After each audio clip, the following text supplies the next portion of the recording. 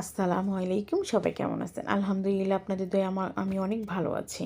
আজকে আমার হাজব্যান্ডকে সারপ্রাইজ দেওয়ার জন্য হাজব্যান্ডের জন্য রান্না করব আস্ত মুরগি, সাথে পোলাও, ডিম, পটল ভাজা, আলু ভাজাও করব।